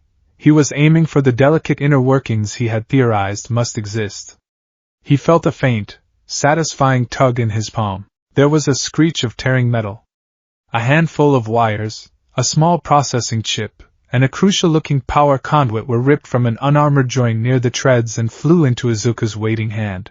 The one-pointer's red eye flickered and died. It shuddered to a halt, smoke pouring from the hole in its side. One villain point, a synthesized voice announced in his ear, likely from a transmitter he'd been given. The laser quirk boy stared, dumbfounded, at the deactivated robot and then at the back of the fleeing Izuku. It worked. It had worked perfectly. A giddy, triumphant laugh escaped Izuku's lips. This was his strategy. He wasn't a brawler. He was a saboteur. A combat mechanic. The next 10 minutes were a masterclass in efficiency. He ignored the other students clamoring to blast, smash, and melt the robots. He was a ghost in the machine, weaving through the chaos. He would sprint towards a group of bots that were engaging other examinees, and as he passed, he'd use Ferris lure to surgically extract their components. FZZT. A two-pointer's targeting sensor ripped from its head. 2 villain points. Shripe. The primary hydraulic line from a three-pointer's crushing arm tore loose, spraying fluid. 3 villain points. He was a whirlwind of surgical strikes. He dismantled robots without ever throwing a punch. He vaulted over cars, slid under closing security doors, and used his innate agility and small stature to his advantage. He kept a running tally in his head. 1 point, 3 points, 6 points, 7, 9, 12. He saw Bakugo. The explosive teen was a force of nature, propelled by his explosions, blasting through 2 and 3 pointers with unrestrained glee. Die! He screamed, reducing a robot to a heap of molten slag. For a moment, the old Izuku cowered. But the new Izuku saw only data. As Bakugo launched himself into the air, Izuku, hidden behind a bus stop, took the opportunity. Aim. Scan. Quirk data acquired. Explosion. Fragment. 4.5%. Analysis. Quirk generates nitroglycerin-like sweat from palms, which user can ignite at will. Highly volatile, highly destructive. The information was valuable. The data was a weapon waiting to be forged. His point total climbed steadily. 15, 19, 23, 28. He was staying in the fight, conserving his primary weapon, OFA's raw power, for an emergency. The constant, low-level drain of Ferris lure was barely a whisper against the roaring ocean of energy within him. Then, the ground began to shake. A deep, groaning tremor ran through the entire city block. Buildings shuddered. Car alarms blared. The other examinees stopped fighting, their heads snapping up in confusion and fear. A shadow fell over the street, vast and absolute. Izuku looked up, and his blood ran cold. Towering over the multi-story buildings, its colossal form scraping against their sides, was the zero-pointer. It was a Goliath of green metal and dark steel, a walking skyscraper with a head the size of a bus. Its single, massive red eye scanned the cityscape below, a silent, implacable god of destruction. That's the zero-pointer? Someone screamed. It's huge! Run! Another yelled. Present mixed advice echoed in Izuku's mind, run away. And that's what everyone did. A panicked stampede of examinees fled in the opposite direction, a desperate scramble to get away from the walking apocalypse. Izuku, his heart hammering in his chest, turned to join them. This was the arena trap. No points. All risk. Engaging it was insane. As he turned, he heard a small, pained cry. Ow! He stopped. He looked back, his eyes scanning the rubble-strewn street at the feet of the advancing giant. And he saw her. It was Uraraka, the kind girl from the entrance. Her leg was pinned under a heavy slab of concrete, debris from a building the zero-pointer had clipped. She was struggling, her face pale with pain and fear, trying to use her quirk on the slab, but it was too heavy, too awkward. She was directly in the monster's path. In the observation room, a panel of pro heroes watched the monitors in silence. Well, that's it for that one of them said, gesturing to Uraraka's screen. Bad luck. The test is designed to see how they react under pressure. A calm, tired voice stated. It was Shota Aizawa, Eraserhead. His eyes, dry and bloodshot, were flitting between dozens of screens. Panic is a failing grade. Nizu, the principal, sat in his high chair, sipping tea. Let's see how they perform, shall we? All Might, in his skeletal form, watched Izuku's monitor with bated breath, his hands clenched into fists. Run, my boy, he pleaded silently. You've done enough. You have points. Get out of there. Don't be a fool. Back in the city, time seemed to slow down for Izuku. He saw Uraraka, trapped and helpless. He saw the colossal foot of the zero-pointer beginning its descent, ready to crush her into paste. He saw the fleeing backs of the other students. He thought of her cheerful voice. It would be a bad omen to trip, right? She had saved him from a moment of minor embarrassment. Now, she was facing annihilation. Every rational thought in his head screamed at him to run. Ferris lure was useless against something this massive. It would be like trying to stop a battleship with a refrigerator magnet. He had no other crafted quirks ready. All he had was one for all. Raw, untamed, self-destructive power, All Might's plan. The one-shot gamble. It was a terrible strategy for scoring points, but it was the only strategy for being a hero. Something inside him snapped. His body moved before his mind could object. He broke from the retreating crowd, sprinting towards the zero-pointer. This is it. There's no other way. He poured power into his legs. Not 5%. Not 8%. He let the floodgates open. The internal kinetic brace hummed, then screamed in his mind, a frantic, high-pitched whine as it was overwhelmed by the sheer force. Green lightning exploded around his legs, tearing his trousers to shreds. The muscles in his calves and thighs felt like they were ripping apart, but the power was immense. He crouched low, and with a guttural roar that was torn from the very depths of his soul, he leaped. He didn't just jump, he detonated. The asphalt beneath his feet spiderwebbed into a crater. He shot into the air like a cannonball, soaring upwards, 10 feet, 30 feet, 50 feet, 100 feet. He was a green blur of lightning, ascending to meet the giant on its own terms. He drew back his right arm, pouring every last ounce of one for all he could muster into that single point. The power was an inferno, a supernova contained in his limb. He felt the internal kinetic brace strain, a palpable feeling of energy fighting energy along his bones. It was holding, but only just. It was a dam with a million cracks, about to burst. This is going to hurt. He knew what would happen. The moment of impact would shatter his arm and his legs. The brace would buy him a microsecond, the difference between a successful punch and his arm simply disintegrating on approach. But the fall, from this height, the fall would kill him. His limbs would be useless. He'd be a ragdoll. But in that split second of ascent, his analytical mind, honed by the system, saw a solution. A desperate, insane, last-ditch effort. He still had a tiny sliver of conscious thought not dedicated to controlling the inferno in his limbs. He accessed the craft menu. It was a clumsy, frantic mental command. He needed to survive the fall. He needed to negate inertia. He needed her quirk. Base quirk fragment, 0 gravity, fragment, 2.9%, material data, user's own biometrics, catalyst, none. It was a crude, rushed craft. No blueprint, no refinement. Just a raw concept smashed together. Potential craft detected, personal inertia dampener, rank F, type, one-shot, impact trigger. Description: upon detecting sudden, high-velocity impact, expends all stored energy to partially negate user's personal inertia for 0.5 seconds. Single use. Extremely inefficient. Craft and arm? He was at the apex of his jump, face to face with the colossal head of the zero-pointer. He could see every rivet, every panel. Its red eye fixed on him, a gnat in its personal space. Yes. He screamed in his mind. He felt another sip of energy from his OFA core as the one-shot Quirk was crafted and armed, a tiny prayer waiting for its moment. Then, there was only the target. He put every ounce of his fear, his hope, his rage at his own powerlessness into one single word. Smash! His fist connected with the robot's faceplate. The world became a symphony of destruction. The internal kinetic brace held for a single, crucial microsecond, allowing the full, unadulterated power of a 100% Detroit smash to be delivered. Then it shattered. The energy field collapsed, and the rebound shockwave hit his body like a physical blow.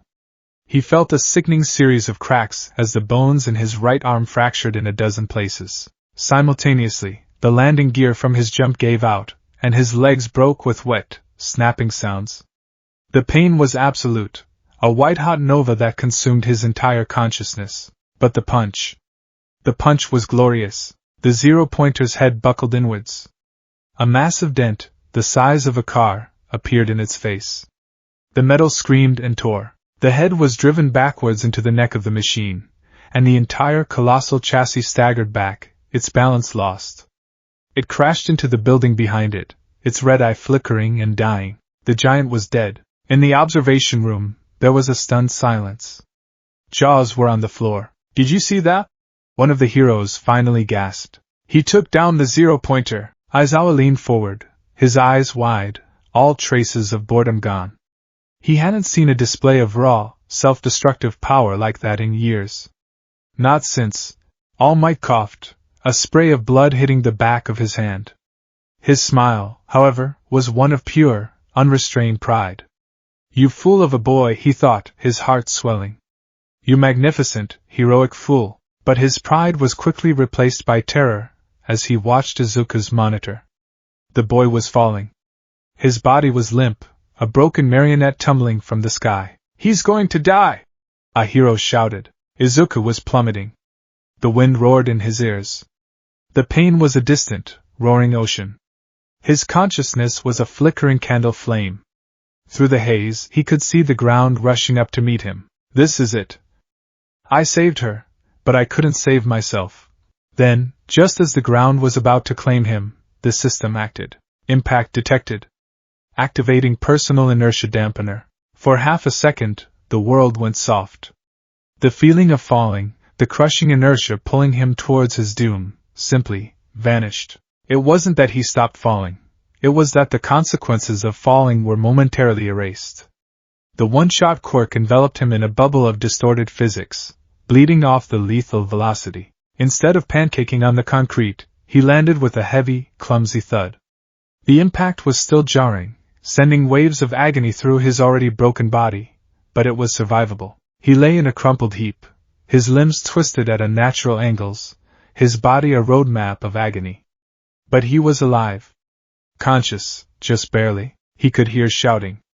The other examinees were staring, their faces a mixture of awe and horror. He saw Uraraka, now free from the rubble, her hands clasped over her mouth. He had scored 0 points with that last act. His final tally was a respectable, but perhaps not exceptional, 28 points. It might not be enough. He didn't care. He had saved someone.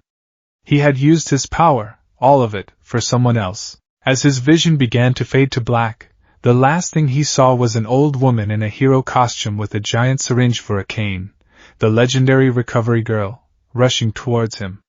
He had passed his own test. Now, he could only pray it was enough for Yue. The first sensation to pierce the thick, painless fog of unconsciousness was the cloying sweetness of gummies. It was an odd, disorienting return to the world. One moment, there was nothing but a serene black void.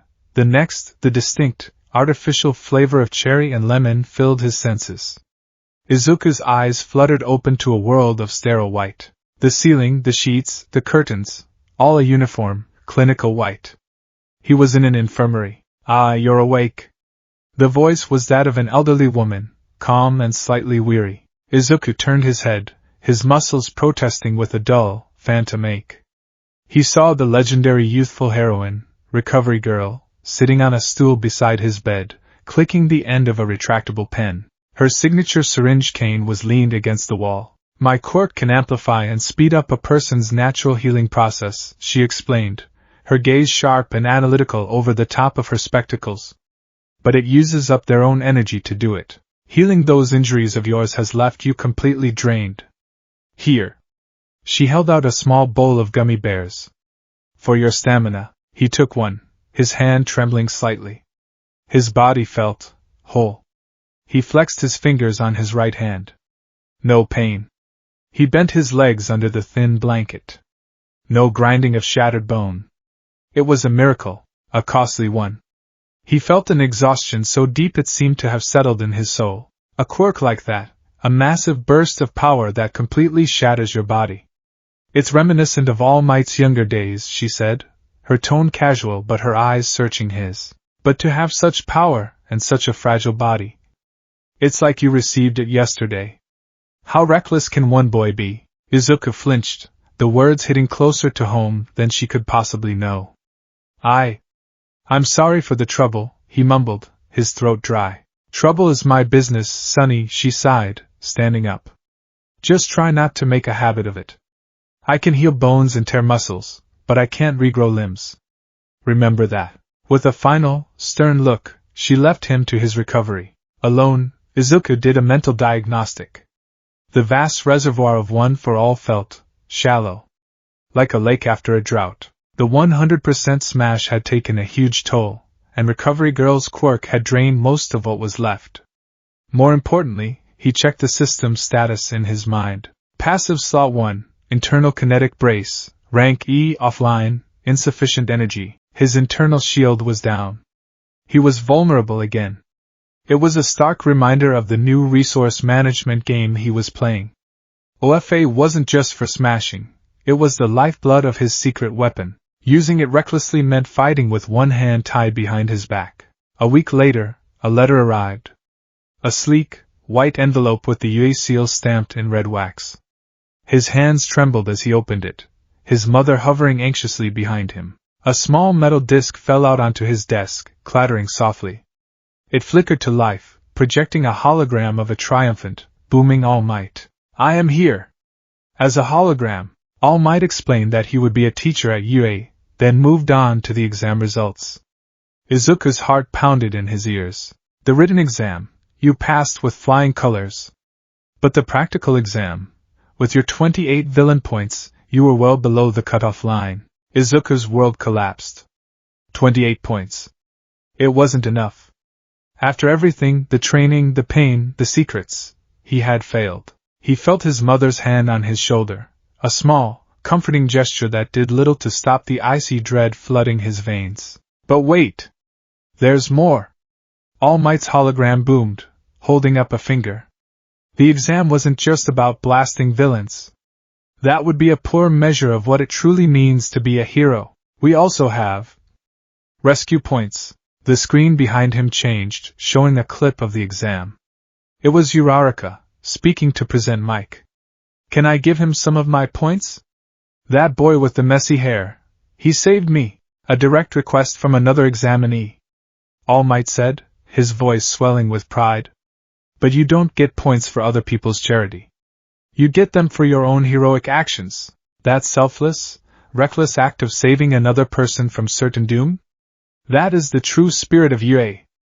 Izuku Midoriya, you are awarded 60 rescue points." A graph appeared, showing Izuku's name rocketing to the top of the leaderboard, surpassing even Bakugo. "You passed," All Might declared, his smile seeming to fill the room. "So come, young Midoriya. This is your Hero Academia." The hologram fizzled out. Izuku sat in stunned silence, tears streaming freely down his face. His mother was weeping openly, hugging him tightly. He hadn't failed. He hadn't just passed. He had proven his own philosophy. Strategy and cunning had gotten him points. But heroism had gotten him through the door. The first day at UA was a trial by fire. Finding his classroom, 1A, was an adventure in itself, with doors so ridiculously oversized they seemed built for giants. He worried he'd be in a class with Bakugo and the scary, engine-legged boy who had yelled at him. His fears were immediately confirmed. Bakugo was already there, his feet propped up on his desk, radiating an aura of simmering rage. The boy with glasses, whose name he now knew was Tenya Ida, was already trying to reprimand him for disrespecting school property. As Izuku stood awkwardly in the doorway, he heard a familiar, cheerful voice. "Oh, it's you! The plain-looking boy." He turned to see Uraraka. She was beaming at him. "I'm so glad you got in. That punch was amazing. Just wabam, you know." She mimed an explosion with her hands. Izuku's face turned 50 shades of red. "Plain looking," he mumbled, his ego taking a minor but palpable hit. Their conversation was cut short by the arrival of a man lying on the floor outside the classroom, cocooned in a yellow sleeping bag.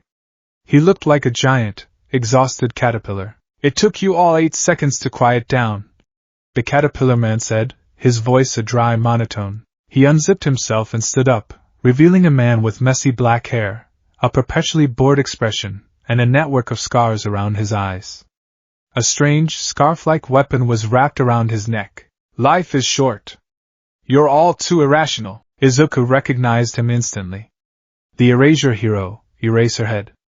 His quirk, Erasure, allowed him to nullify other people's quirks just by looking at them. An underground hero who avoided the media, he was one of Izuku's personal favorites, a testament to skill and tactics over brute force. "I'm your homeroom teacher, Shota Aizawa," he said, his gaze sweeping across the class with palpable disinterest. "Right. Put these on and meet me on the field." He tossed the UA gym uniform onto his desk. The locker room was a cacophony of nervous energy. As Izuku changed, he discreetly continued his data collection. A boy with a bird head, another with a tail, a sparkling boy who shot lasers from his navel. Scan. Scan. Scan. His database was becoming a veritable encyclopedia of the next generation of heroes. He felt the hum of the system, a comforting presence.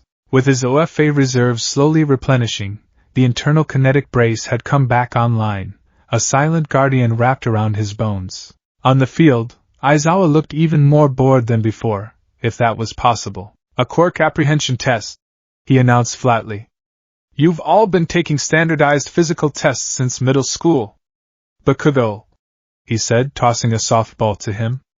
"You finished first in the practical exam. What was your best softball throw in middle school?" 67 meters. Bakugo grunted. "Try it with your quirk," Aizawa instructed. Bakugo grinned, a feral, predatory expression. He stepped into the circle, wound up, and unleashed the ball with a tremendous explosion. "Dai!" he screamed. The ball rocketed into the sky, leaving a trail of smoke. Aizawa held up a small device. 705.2 meters. He read. The class erupted in excited chatter. "We can use our quirks? This is going to be fun." "Fun?" Aizawa's voice dropped, a sudden chill in the air. The smile vanished from his face, replaced by a menacing intensity. His hair began to float, and his eyes glowed a faint, terrifying red. "You think this is fun? You have 3 years here to become heroes. You think it's all going to be games and fun? Unbelievable." The entire class fell silent. "Today, you will compete in 8 physical tests to gauge your potential, and the person who ranks last," he said, a cruel smirk playing on his lips, "will be judged to have no potential and will be expelled immediately." Panic. Pure, unadulterated panic swept through the class. Izuku's blood ran cold. Expelled? On the first day? This wasn't a test, it was a culling. This was Aizawa's infamous teaching method. He was known for expelling entire classes. This was a direct challenge. Aizawa was testing their limits, their potential. Izuku's potential was tied to a power that would break him and a secret system that no one could ever know about. He couldn't afford to fail. But he also couldn't afford to reveal his hand. The tests began. The 50-meter dash. Ida, using his engine Quirk, cleared it in 3.04 seconds. Bakugo used his explosions to propel himself across in 4.13 seconds. Izuku knew a 5% smash in his legs would be fast, but the strain would be risky. He needed to be smarter. He looked at the finish line. The timing gate was a standard metal construction. An idea sparked. As he lined up, he activated Ferris Lure, his low-cost magnetic quirk. The starting pistol fired. He ran, pushing his new, athletic body as hard as it could go. He wasn't the fastest, but he was respectable. As he neared the finish line, he focused his will, aiming the Ferris Lure at the metal gate. He felt a subtle but insistent pull on his entire body. It was like a gentle hand on his back, giving him one final, crucial push. It shaved precious milliseconds off his time. 7.02 seconds. Not great, but not last. Aizawa watched him, his eyes narrowed slightly. The boy hadn't used his super strength. He just run. But there was something odd about his final burst of speed. Aizawa filed the observation away. Next, the grip strength test. A boy with multiple arms, Mizo Shoji, crushed the machine with a score of 540 kilograms. Izuku knew his own physical strength was impressive for a teenager, but not on that level. He needed an edge. He subtly opened his craft menu. He had scanned a gecko in a pet store documentary months ago, fascinated by the physics of van der Waals forces. He combined that biological data with a fragment of a minor hero's quirk that allowed him to stick to walls. Potential craft detected. Gecko grip, rank F. Description: temporarily alters the microstructure of the user's palms and fingertips, allowing for increased adhesion to surfaces via van der Waals forces. Cost: very low for drain. He crafted it. He felt a strange, tingling sensation in his palms, as if his skin had become microscopically rougher.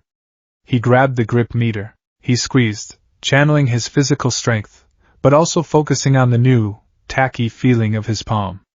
The numbers climbed higher than he expected, stopping at a respectable 110 kilograms. Again, not the best, but far from the worst. He had survived another round. The standing long jump, the side-to-side steps. He passed them all using a combination of his own enhanced physique and subtle, almost unnoticeable applications of his crafted abilities. He was a ghost, sliding through the tests, carefully managing his energy, never revealing his trump card. All the while, he was scanning Aizawa's scarf-like weapon, the student's quirks in action. His database grew richer with every event. Finally, it came down to the last test. The softball throw. This was the one. This was the test that mirrored Bakugo's, the one designed to showcase raw power. Izuku knew he was likely in the bottom half of the rankings. He had played it safe, and in a test designed to show off, safe was another word for mediocre. He needed a good score here. He stepped into the circle, the softball feeling heavy in his hand. Uraraka had gotten an infinity score by making the ball weightless. That was the kind of creative thinking Aizawa was looking for. Izuku took a deep breath. He could try a 5% flick, like he had with All Might. It would break his finger, but it would get him a massive score. It was the safe, painful option. He wound up his arm, channeling one for all into his fingertip. The familiar, terrifying pressure built. Green lightning crackled around his arm, and then it vanished. The power, the pressure, the lightning, it all just disappeared. His arm felt limp, normal. He threw the ball with his own strength. It landed a pathetic 46 meters away. I erased your quirk. Aizawa's voice cut through the air, cold and sharp. His hair was floating, his eyes glowing red, the capture weapon coiling around him like angry snakes. A ridiculous entrance exam, for a kid like you who can't even control his own power. Were you planning to break your bones again? To have someone else save you after you incapacitated yourself? Izuku froze, Aizawa's words hitting him like a physical blow. He was right. That had been his plan. A reckless, self-destructive plan. No matter what your intentions, Aizawa continued, his voice dangerously low as he pulled Izuku towards him with his capture weapon. "You would be nothing but a liability on the battlefield. A flashy, one-and-done cannon who needs rescuing more than he rescues anyone. You don't have what it takes." He released Izuku, the red glow in his eyes fading. "I've given you back your quirk. You have one more throw. Show me you're not a lost cause." Izuku stood in the circle, his heart hammering. The other students were whispering. "He's in trouble. Aizawa-sensei is going to expel him for sure." Aizawa was right. A broken arm wasn't a strategy. It was a failure. He had the system. He had options. It was time to stop thinking like a sledgehammer and start thinking like a craftsman. A simple OFA-powered throw would break him. But what if he didn't use the power to just push? What if he used it to shape? He opened the craft interface, his mind racing faster than it ever had before. He needed to channel the force, to focus it. Not an explosion, but a piercing shot. A ray gun. Base quirk fragment. Power stockpile. Fragment. 0.01%. The raw, explosive energy. Materials/environmental data. Air pressure data, acquired from Bakugo's explosions. The concept of focused, concussive force. Catalyst. Blueprint kinetic lensing. A new blueprint he conceptualized on the spot. A theoretical energy field that would take a wide-area blast and focus it into a narrow beam. The system processed his frantic request. Potential craft detected, kinetic focus, rank E, type active channel, description, momentarily channels a raw kinetic blast into a narrow, high-velocity beam. Concentrates force but greatly increases focal point stress. Warning, extreme recoil at point of origin. User's body must be braced. It was perfect. It wouldn't eliminate the recoil, but it would change its nature. It would be a sharp, piercing kickback, not a shattering explosion. He took a deep breath, the ball held loosely in his hand. He channeled one for all, not to its limit, but a controlled, sustainable 8%. Green lightning flared, more intense this time. But simultaneously, he activated kinetic focus. The sensation was bizarre. The wild, chaotic energy of OFA didn't just pool in his arm.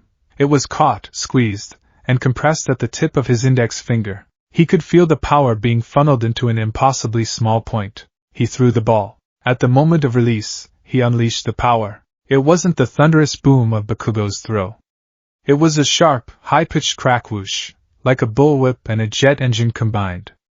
The ball didn't fly, it was fired. It vanished from sight, a white speck disappearing into the heavens, leaving a shimmering trail of distorted air in its wake. The recoil was immense. Not a shattering force, but a vicious, piercing kick. It shot back through his finger, and up his arm. He cried out, stumbling back, his arm going numb. The internal kinetic brace flared, absorbing the worst of it, but the focused stress on his fingertip was too much. The bone wasn't shattered, but it was badly fractured, a spider web of pain erupting from the tip. It was agonizing, but it was just one finger. His arm, his body, they were fine. He stood there, panting, clutching his injured finger.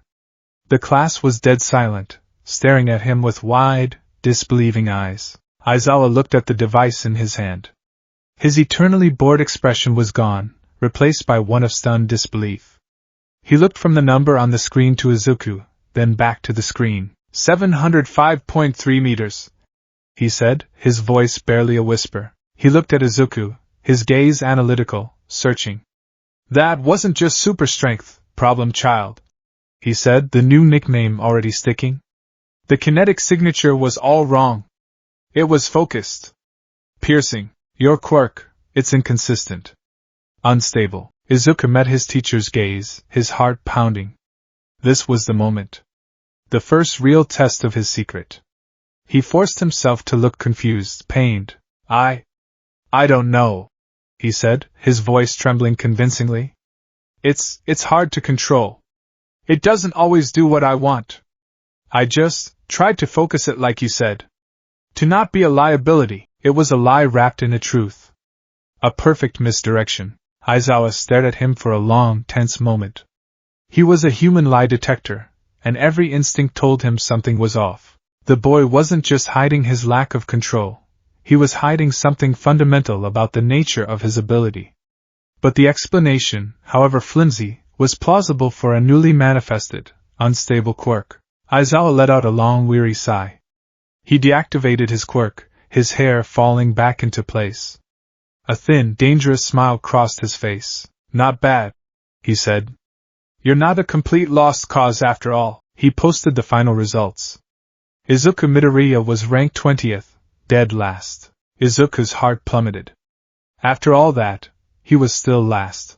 "And by the way," Aizawa said, turning to leave, "I was lying about the expulsion. It was a logical deception to bring out the best in you." The class collectively lost its mind. Izuku almost fainted from sheer relief. As they walked back to the classroom, Aizawa's mind was a whirl of questions. First, the boy used some kind of minor magnetic pull in the dash. Then, an adhesion ability for the grip test. And finally, he had turned a brute force power into a focused kinetic lance. It wasn't an unstable quirk. It was a versatile one. Far too versatile. The official record said Izuku Midoriya had manifested his quirk late, a simple strength enhancer. The records were wrong. This problem child bore watching. In a dark, high-tech office somewhere in the heart of UA, Principal Nizu watched the final recording of the ball throw, his beady black eyes gleaming with intelligence. "Fascinating," he chirped, taking a sip of his tea. On the screen, a complex analysis broke down the energy signature of Izuku's throw. The base power output is enormous, reminiscent of All Might, as expected, but the application, it's as if he applied a conceptual filter to the raw energy, completely changing its properties. The ability to not just wield power, but to dynamically reshape its very nature on the fly. He tapped a button, bringing up Izuku's file. Quirk, superpower. Manifestation late. "Oh, this is no simple strength quirk," Nizu said to the empty room, a wide, excited grin spreading across his face. "This is something new. Something wonderful. A quirk that learns, adapts, and evolves its own application. What an exciting puzzle!" Izuku, meanwhile, was just trying to survive the rest of the day. He knew he had succeeded. He had protected his body and his secret.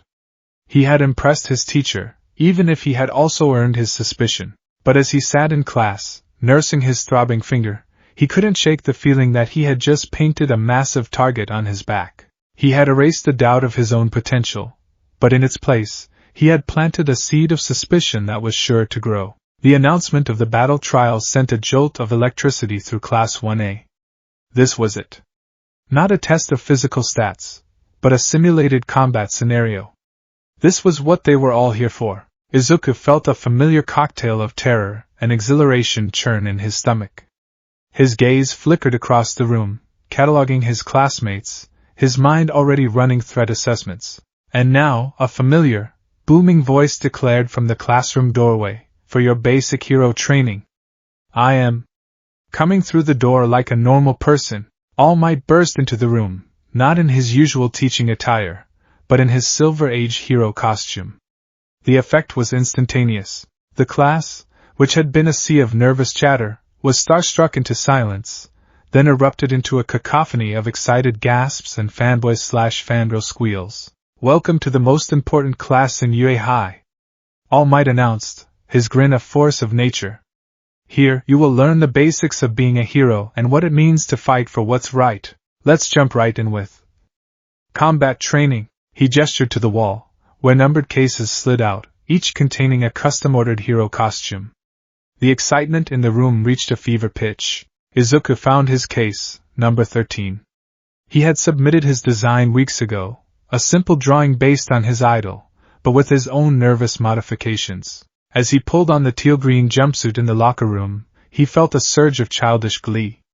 The oversized, ear-like hood, a tribute to All Might's iconic hair tufts. The diamond plate respirator, designed to look like a smile. It was dorky. It was derivative.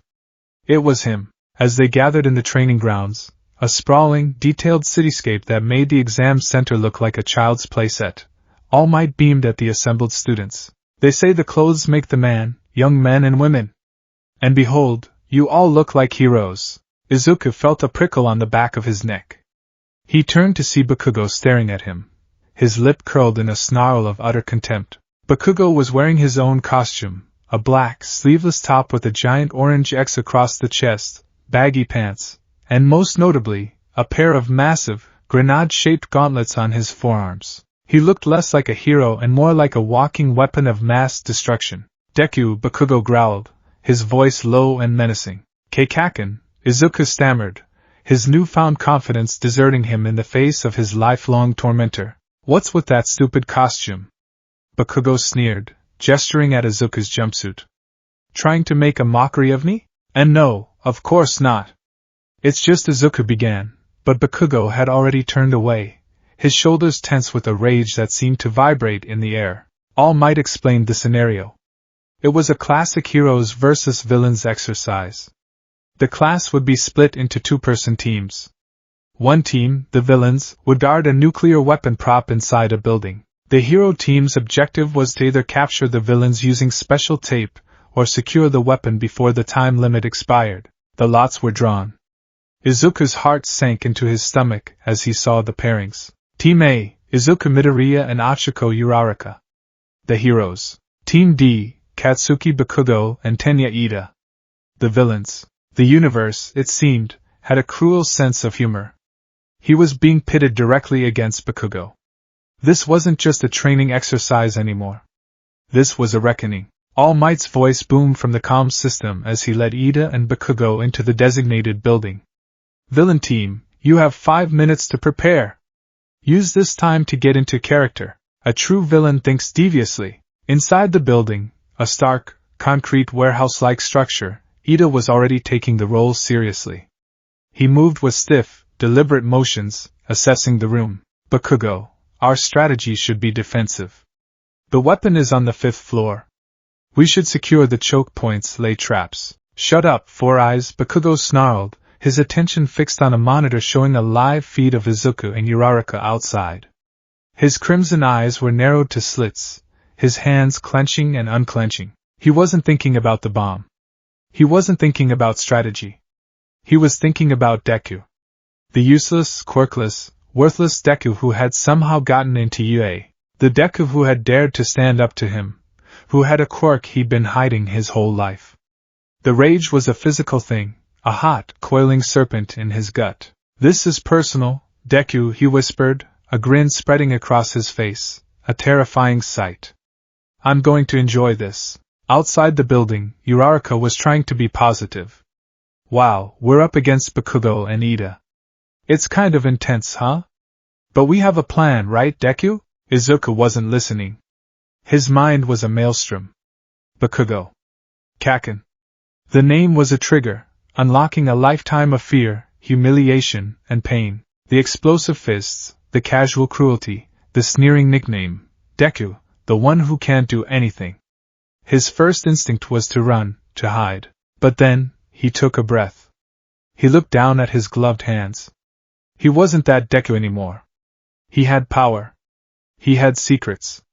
He had the system. Fear was a motivator, but analysis was a weapon. He needed to stop thinking like a victim and start thinking like a tactician. He forced his breathing to even out, the panic receding as the familiar calm of analysis took over. Uraraka-san, he said, his voice surprisingly steady. We need a plan. But first, I need data. He focused on the building. Kaken. Bakugo is emotional. He's not going to guard the objective. He's going to come for me. He'll see this as a personal fight, not a team exercise. Ida is the opposite. He's rational, by the book. He'll stay with the weapon. Uraraka looked impressed. So, they'll be split up? Exactly, Izuku confirmed. That's our opening. But Bakugo's quirk is the immediate threat. His explosions are powerful, but they're also versatile. He uses them for offense, mobility, and smoke screens. In a confined space like that building, he's incredibly dangerous. He needed a counter. Not just a way to survive, but a way to negate. He closed his eyes, the world fading away as he accessed the system's interface. He had the data. He had scanned Bakugo's explosion quirk during the entrance exam. He also had the kinetic dampening fragment from the C-list hero, Crater Fist. And from his analysis of Bakugo's quirk, He had tagged a key piece of environmental data: air pressure fluctuation. Bakugo's explosions weren't just heat. They were massive, concussive blasts that displaced the air. He opened the craft menu, his mind working with cold, swift precision. Base Quirk fragment, explosion, fragment, 4.5%, support fragment, kinetic dampening, fragment, 3.4%, environmental data, air pressure fluctuation, the system word, processing the combination, potential craft detected, localized concussive dampener, rank D, type, active, projected field, description, projects a small, invisible field, approximate, 2-meter diameter, at a targeted location within a 10-meter range. The field absorbs and neutralizes a significant portion of explosive concussive force and muffles accompanying sound. Field duration, 3 seconds per use. Estimated cost, moderate OFA drain per use. It was perfect. Not a shield to block, but a dead zone to nullify. It wouldn't stop the heat or the light, but it would take the punch out of the explosion. It would turn a cannon blast into a firecracker. Deku? Uraraka's voice pulled him back to reality. You kind of spaced out there. You okay? I'm fine, he said, a new, steely confidence in his voice. I have a plan. And it starts with letting him find us. Let the battle trial begin. All Might's voice roared over the speakers. Izuku and Uraraka entered the building through a first-floor window, moving with practiced silence. The interior was a labyrinth of concrete pillars and narrow corridors, a perfect ambush environment. He'll come for me, Izuku whispered, his eyes scanning every shadow. He's too proud to hide. He'll want a direct confrontation. He didn't have to wait long. They were halfway down a long corridor on the second floor when a blur of orange and black shot out from around a corner. DKU, Bakugo appeared, his face a mask of feral glee. He hadn't bothered with stealth. His right hand was already sparking, a prelude to an attack. He was aiming not to capture, but to maim. Don't you dare dodge! He screamed. He thrust his palm forward, unleashing a massive, wide-arc explosion designed to fill the entire corridor. It was his signature right hook, an attack Izuku had seen him use 100 times to intimidate and dominate. In the observation room, the other students gasped. Whoa, he's not holding back at all! Kirishima exclaimed. That's a dirty move from a blind corner, Kaminari added. All Might watched, a grim line on his face.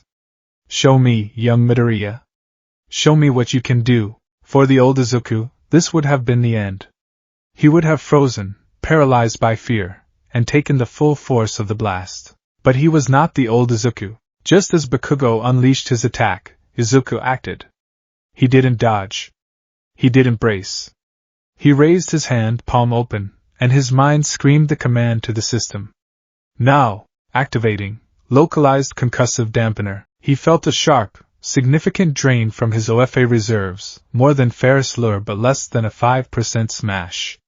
An invisible, 2-meter field of energy materialized in the space directly in front of him. The explosion hit the field. The result was utterly bizarre. The brilliant flash of light and the wave of intense heat were still there, scorching the air and singeing the edges of Izuku's costume. But the concussive force, the deafening boom that should have pulverized him and shattered every window on the floor, was gone. It was muffled into a dull, wet whump, like a firework going off underwater. The blast wave that should have sent him flying through the wall simply dissipated. Izuku stood his ground, a section of his mask melted from the heat, but otherwise unharmed. He had taken Bakugo's best shot and hadn't even budged. The effect on Bakugo was profound. He stared, his wild grin frozen on his face, his crimson eyes wide with utter, unadulterated shock. His quirk had failed. It hadn't been blocked. It had been neutered. The power was there, but the impact was gone. It didn't make sense. How? Bakugo stammered, his bravado evaporating in an instant, replaced by a cold, creeping confusion. What was that? What the hell is your quirk? This was the moment. Izuku knew that in this instant, he had fundamentally broken Bakugo's understanding of their world. He had always been the pebble Bakugo could kick. Now, he was a wall Bakugo couldn't comprehend. I told you, didn't I, Kaken? Izuku said, his voice low and steady, quoting the words Bakugo had said to him his entire life. I'm not the same helpless Deku you can just push around anymore. He seized the opening. Uraraka, now! Uraraka, who had been hiding behind a pillar, sprang into action. She ran down the corridor, heading for the upper floors. Bakugo snarled, his confusion momentarily eclipsed by rage. You're not getting away! He turned to blast Uraraka, but Izuku was on him. Izuku lunged, not with a punch, but with the roll of capture tape. It was a feint, forcing Bakugo to dodge back, to focus on him. Your fight is with me, Izuku declared. The corridor became their arena. It was a brutal, frantic dance. Bakugo, enraged and confused, attacked with a relentless barrage of explosions. Izuku, his mind a cold, calculating machine, played defense. He didn't try to win. He tried to survive and analyze. Blast coming from the left. Activate dampener. Whump. He's using a smaller, focused blast for mobility. Note the lower energy signature. Right hook feint, followed by a left jab. He's getting predictable in his rage. With every muffled explosion, Bakugo's frustration grew into a towering inferno. He was fighting a ghost. His greatest weapon was being rendered impotent by a trick he couldn't understand. What is this? He screamed, unleashing another blast that was swallowed by the dampening field. Is this your real quirk? Hiding it all these years, looking down on me? Were you laughing at me this whole time? You're the one who's always looked down on me. Izuku retorted, ducking under a swing. You're an amazing, talented person, Kaken. That's why I have to beat you. Because I want to be a hero who can surpass even you. He was feeding Bakugo's ego while simultaneously deconstructing his fighting style. He was using his own analysis, the very thing Bakugo had always scorned, as his primary weapon. Meanwhile, on the 5th floor, Uraraka had found Ida. He was in full villain mode, the room cleared of all obstacles. Aha! The hero has arrived! Ida declared, his arms spread wide. I knew you would send your partner ahead while you engaged Bakugo. A classic, if predictable, maneuver, but you will not get past me, the bastion of evil, Tenya Ida. He was taking this very, very seriously. He's pretty scary, Uraraka muttered to Izuku over the comms. It's okay, Uraraka-san, Izuku's voice crackled back, strained and panting. He won't leave the bomb. That's his weakness. You just need a distraction. I have a plan. It's the one we talked about. Get ready. Back in the corridor, Izuku was reaching his limit. The concussive dampener was draining his OFA reserves at an alarming rate. He felt the familiar ache of energy depletion setting in. He couldn't keep this up forever. He needed to end it. Bakugo, sensing Izuku's fatigue, saw his chance. His face twisted into a mask of pure fury. I've had enough of your cheap tricks, Deku. He raised his arm, aiming his grenade-like gauntlet. You see these? They store my nitro sweat. I've been building this up. In the observation room, All Might's eyes widened in horror. Young Bakugo, don't! You'll kill him. He'll be fine if he dodges. Bakugo yelled back, having heard the command through his own earpiece. He pulled the pin. A colossal, concentrated beam of explosive energy erupted from the gauntlet. It was 100 of his normal explosions combined into one, a devastating blast that blew out the entire side of the building. The heat was intense, the light blinding. Izuku was thrown like a ragdoll, smashing into the far wall. The dampener had absorbed some of the concussive force, but the sheer scale of the blast had overwhelmed it. His body screamed in protest, bruises forming on bruises. His ears were ringing. He lay in the rubble, smoke and dust filling the air. He was alive, but barely. Bakugo stalked through the haze, his face unreadable. See? You're still just a Deku. All your little tricks, and you still can't stand up to real power. He began to walk towards Izuku, his fists sparking, but Izuku was smiling. A pained, bloody smile. You're right, Kaken, he coughed, pushing himself up. I can't beat you. Not in a head-on fight. He looked up, not at Bakugo, but at the ceiling. But this was never about me beating you. He slammed his uninjured hand on his comms piece. Now, Uraraka-san. On the 5th floor, Uraraka took a deep breath. Okay. Here I go. She slapped her hands on a massive concrete pillar near the wall. Zero gravity activated. Then she ran to another, and another, making them weightless. She began hitting them with her home run swing, launching the massive pillars into the air, creating a hailstorm of floating debris above Ida and the bomb. Improvised special move, she yelled. Comet home run! Ida was bewildered. You fiend! Using the building itself against me. But this is meaningless. He zipped around, easily dodging the slow-moving debris.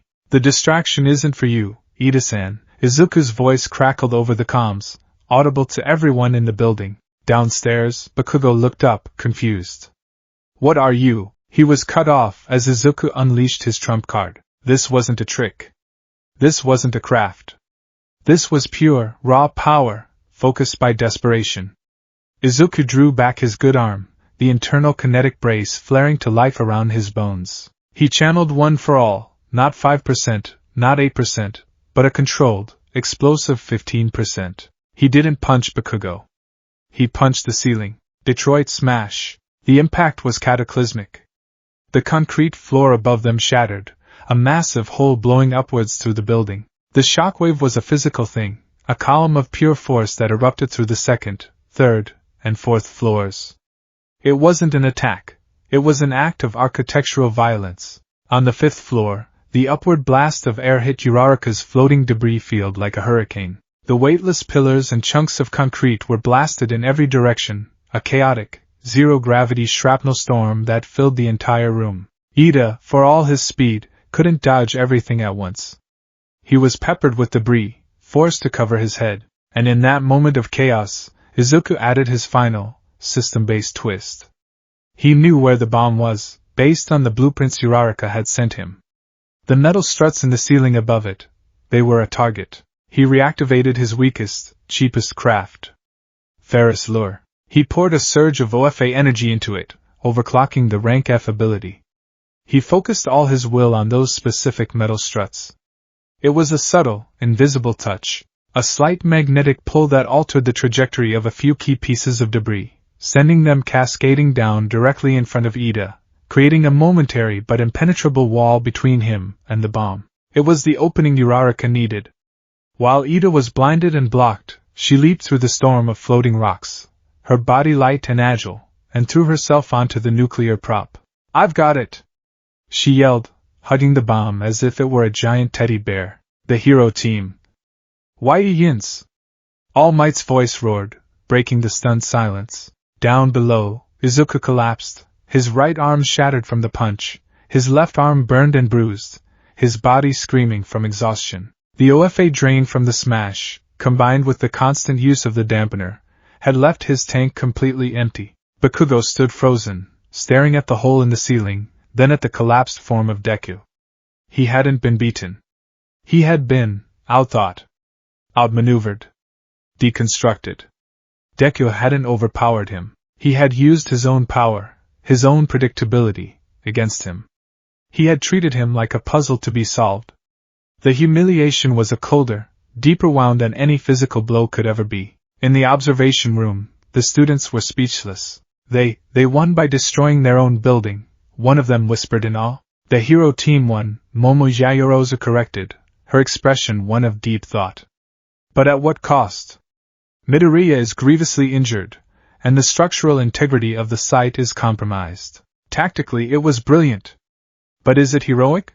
All Might watched Izuku's prone form on the monitor, a single tear tracing a path down his cheek.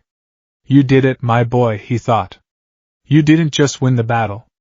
You won the war. You showed him that strength isn't just about how hard you can hit. Later, as a recovering Izuku stood with the rest of the class for the postmortem, he avoided Bakugo's gaze. The explosive teen was trembling, his face a mask of silent, simmering fury and profound, soul-crushing defeat. All Might declared the MVP of the match to be Tenya Ida, for best embodying his role and adapting his strategy. But everyone in the room knew who had truly dominated the exercise. As they left the training grounds, Izuku felt a hand on his shoulder. It was Bakugo.